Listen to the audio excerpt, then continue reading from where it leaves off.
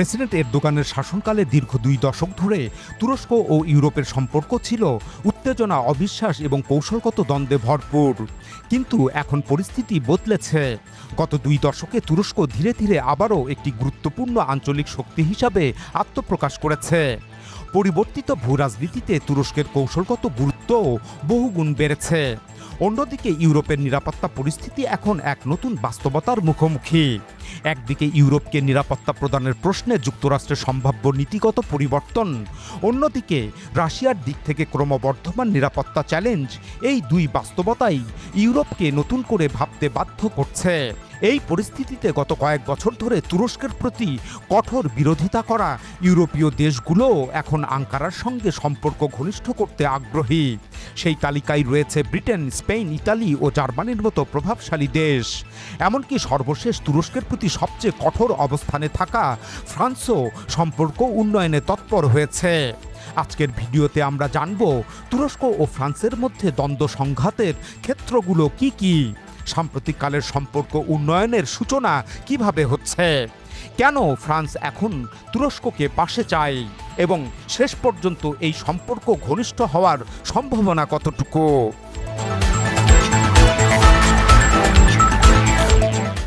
তুরস্ক ও ফ্রান্সের মধ্যে দীর্ঘদিনের বৈরিতার প্রধান ক্ষেত্র মূলত ৪টি।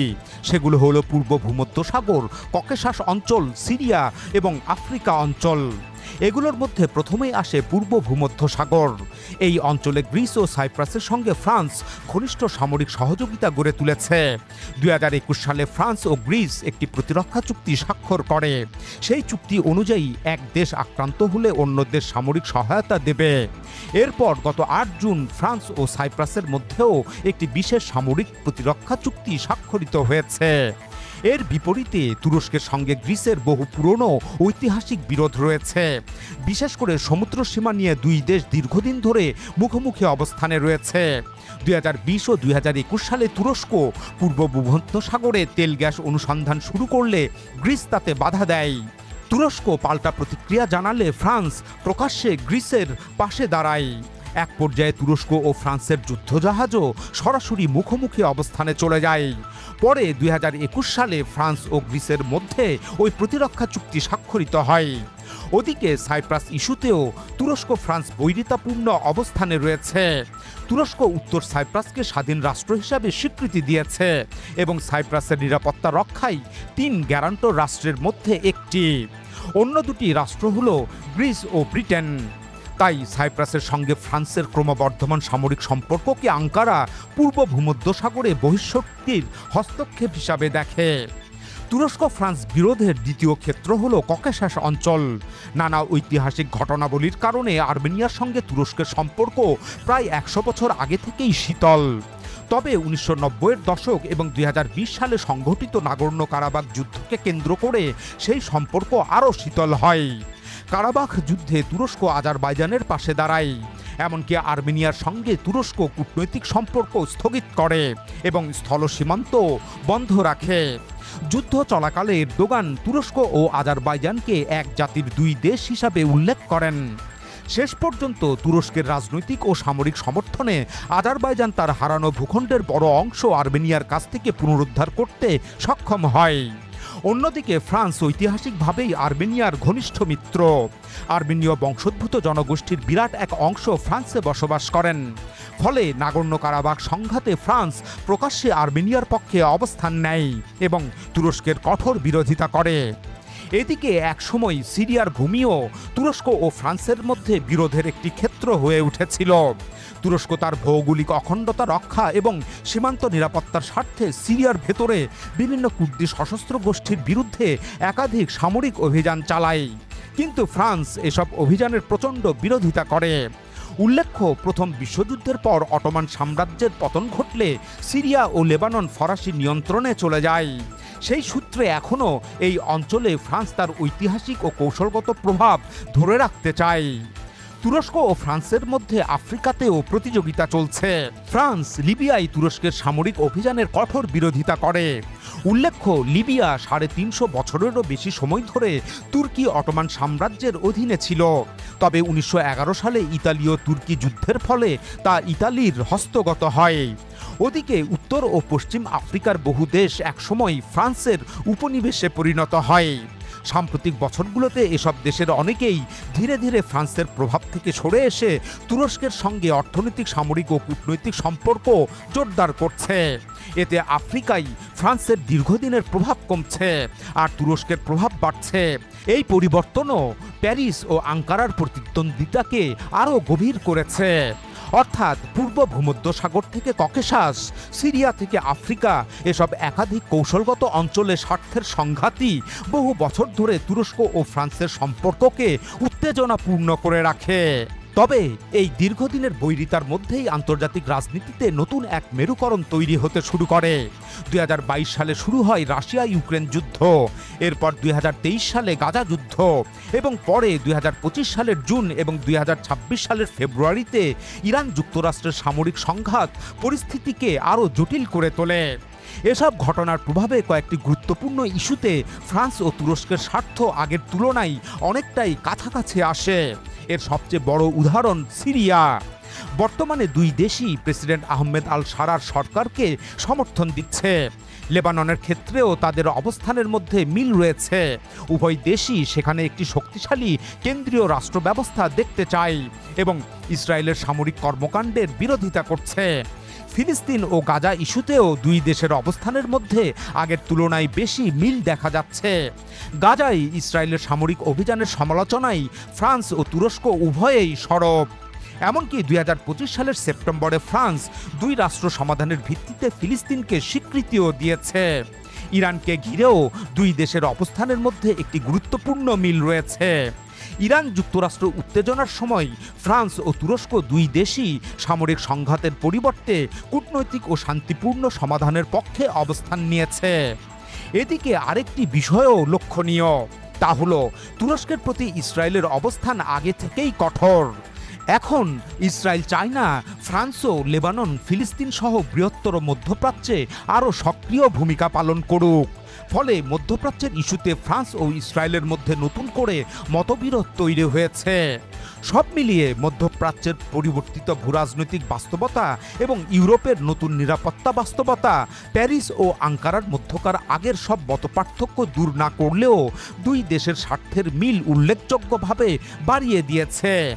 আর এই নতুন বাস্তবতাই ফ্রান্স ও তুরস্ককে ধীরে ধীরে একে অপরের আরও কাছাকাছি নিয়ে আসছে। প্রেসিডেন্ট ম্যাক্রন যে প্রেসিডেন্ট এরদোগানের প্রতি দীর্ঘদিনের বৈরিতার অবসান ঘটাতে চাইছেন তার প্রথম দৃশ্যমান ইঙ্গিত মিলেছিল 2025 সালের অক্টোবরে মিশরের রাজধানী কায়রোতে। সেদিন গাজা শান্তি চুক্তি নিয়ে আয়োজিত এক সংবাদ সম্মেলনে ডোনাল্ড ট্রাম্পের পাশে মধ্যপ্রাচ্য ও ইউরোপের বিভিন্ন দেশের নেতারা পাশাপাশি একত্রে দাঁড়িয়েছিলেন। কিন্তু ফ্রান্সের প্রেসিডেন্ট ম্যাক্রন এবং তুরস্কের প্রেসিডেন্ট এরদোগান সেই সারিতে দাঁড়াননি, বরং তারা দর্শক সারিতে একটি টেবিলে পাশাপাশি বসেন।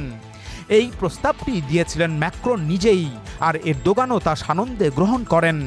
অনেক পর্যবেক্ষকদের কাছে এই দৃশ্য ছিল প্যারিস ও আঙ্কারার সম্পর্কের নতুন অধ্যায়ের সূচনার একটি স্পষ্ট ইঙ্গিত। কেননা বহু বছর ধরে উত্তেজনাপূর্ণ সম্পর্কের মধ্যে থাকা দুই নেতার এই একই টেবিলে পাশাপাশি বসা ছিল অত্যন্ত তাৎপর্যপূর্ণ। সেই সূচনার পর পরিবর্তিত ভূরাজনৈতিক বাস্তবতার পাশাপাশি প্রতিরক্ষা শিল্পেও এখন দুই দেশের সহযোগিতার সম্ভাবনা দ্রুত সামনে আসতে শুরু করেছে। সম্প্রতি তুরস্কের প্রতিরক্ষামন্ত্রী ইয়াসার গুলের জানিয়েছেন, ফ্রান্স ও ইতালির যৌথ উদ্যোগে তৈরি স্যামটি আকাশ প্রতিরক্ষা ব্যবস্থার ক্ষেপণাস্ত্র কেনার ব্যাপারে আঙ্কারা আগ্রহী। গত কয়েক বছর ধরে রাজনৈতিক টানাপোড়েন এবং ক্ষেপণাস্ত্রটির যৌথ উৎপাদনের বিষয়ে তুরস্কের দাবির কারণে ফ্রান্স এই বিক্রির অনুমোদন আটকে রেখেছিল। তবে গত মে মাসে ইন্টেলিজেন্স অনলাইন জানায়, প্রেসিডেন্ট ম্যাক্রন স্যামটি ক্ষেপণাস্ত্র কর্মসূচি পুনর্মূল্যায়নের নির্দেশ দিয়েছেন। বিশেষ করে তুরস্কের যৌথ উৎপাদনের দাবি কিভাবে বাস্তবায়ন করা যায় তা খতিয়ে দেখতে তিনি সংশ্লিষ্ট কর্মকর্তাদের নির্দেশ দেন। এরই ধারাবাহিকতায় ফরাসি সশস্ত্র বাহিনীর মন্ত্রীর প্রতিনিধি এবং প্রেসিডেন্ট ম্যাক্রনের ঘনিষ্ঠ একজন জ্যেষ্ঠ কূটনীতিক সম্প্রতি আঙ্কারা সফর করেন। এতে সম্ভাব্য সমঝোতার পথ আরও উন্মুক্ত হয়েছে বলে মনে করছেন সংশ্লিষ্টরা। এ ঘটনা ছাড়াও তুরস্ক ও ফ্রান্সের প্রতিরক্ষা খাতও একসঙ্গে কাজ শুরু করেছে। ফ্রান্সের শীর্ষ প্রতিরক্ষা প্রযুক্তি প্রতিষ্ঠান সাফরান সম্প্রতি তুরস্কের শীর্ষ ড্রোন নির্মাতা প্রতিষ্ঠান বাইকারের সঙ্গে একটি কৌশলগত অংশীদারিত্ব চুক্তি করেছে। এই চুক্তির আওতায় দুই প্রতিষ্ঠান যৌথভাবে উন্নত সংস্করণের ড্রোন তৈরি করবে। শুধু ড্রোনই নয়, ফরাসি সূত্রগুলো জানিয়েছে প্যারিস এখন হেলিকপ্টার প্রযুক্তি সহ প্রতিরক্ষা শিল্পের আরও কয়েকটি খাতে তুরস্কের সঙ্গে অংশীদারিত্ব বাড়ানোর বিষয়েও গুরুত্ব সহকারে ভাবছে। অর্থাৎ দুই দেশের সম্পর্ক উন্নয়নের আলোচনা এখন আর শুধু কূটনৈতিক পর্যায়ে সীমাবদ্ধ নেই, ধীরে ধীরে তা প্রতিরক্ষা শিল্প ও সামরিক প্রযুক্তি সহযোগিতার দিকেও এগিয়ে যাচ্ছে। এদিকে তুরস্কের প্রতি ফ্রান্সের অবস্থান পরিবর্তনের পেছনে শুধু এই অস্ত্র কেনাবেচা বিষয়টি কাজ করছে না, সেই সাথে এর পেছনে আরও বড় একটি ভূরাজনৈতিক বাস্তবতা রয়েছে। ইউরোপের নিরাপত্তা জোরদার করতে ফ্রান্সের নেতৃত্বে কোয়ালিশন অব দ্য উইলিং নামে একটি নতুন উদ্যোগ গড়ে উঠছে। অনেক বিশ্লেষক এটিকে দ্বিতীয় বিশ্বযুদ্ধের পর ন্যাটোর বাইরে ইউরোপ জুড়ে গড়ে ওঠা প্রথম বড় সামরিক উদ্যোগ হিসাবে দেখছেন। এই নতুন নিরাপত্তা কাঠামোতে ফ্রান্স তুরস্ককে অন্যতম গুরুত্বপূর্ণ অংশীদার হিসাবে বিবেচনা করছে। তবে ফ্রান্স ও তুরস্কের সম্পর্ক রাতারাতি উষ্ণ হয়ে উঠবে এমনটা এখনই নিশ্চিত নয়। দুই দেশ আলোচনা চালিয়ে গেলেও তাদের পারস্পরিক আস্থার ভিত্তি এখনও পুরোপুরি শক্তিশালী নয়। দীর্ঘদিনের বেশ কয়েকটি মতপার্থক্য ও অমীমাংসিত ইস্যু এখনও রয়ে গেছে। এর মধ্যে পূর্ব ভূমধ্যসাগর অন্যতম বড় কূটনৈতিক চ্যালেঞ্জ। ফ্রান্সের দৃষ্টিতে প্রেসিডেন্ট এরদোগানের হাতে ক্ষমতা ক্রমেই কেন্দ্রীভূত হয়েছে এবং আঙ্কারা এমন একটি পররাষ্ট্রনীতি অনুসরণ করছে যেখানে জাতীয় স্বার্থই যে কোনো মূল্যে সর্বোচ্চ অগ্রাধিকার পায়। প্যারিসের আশঙ্কা, এরদোগানের এই নীতি ভবিষ্যতে ইউরোপের সঙ্গে নতুন করে স্বার্থের সংঘাত তৈরি করতে পারে। আর্মেনিয়া ইস্যুও দুই দেশের সম্পর্কে একটি গুরুত্বপূর্ণ বাধা। 2022 সাল থেকে প্রেসিডেন্ট এরদোগান একাধিকবার আমন্ত্রণ জানালেও প্রেসিডেন্ট ম্যাক্রন আঙ্কারায় দ্বিপক্ষীয় রাষ্ট্রীয় সফর করেননি। যদিও সম্প্রতি তিনি তুরস্কে গিয়েছিলেন, তবে সেটি ছিল ন্যাটো শীর্ষ সম্মেলনে অংশ নেওয়ার জন্য। ফরাসি নীতি নির্ধারকদের একটি অংশ মনে করেন, তুরস্ক যদি আর্মেনিয়ার সঙ্গে স্থল সীমান্ত খুলে দিয়ে সম্পর্ক স্বাভাবিক করার পদক্ষেপ নেয়, তাহলে তুরস্ক ফ্রান্স দ্বিপক্ষীয় সম্পর্ক আরও এগিয়ে যাওয়া সহজ হতে পারে। তুরস্ক ফ্রান্স সম্পর্ক গড়ে তোলার আরেকটি বড় অনিশ্চয়তা হলো ম্যাক্রনের পর ফ্রান্সের নীতি কী হবে। কেননা আগামী 2027 সালে ম্যাক্রনের মেয়াদ শেষ হবে।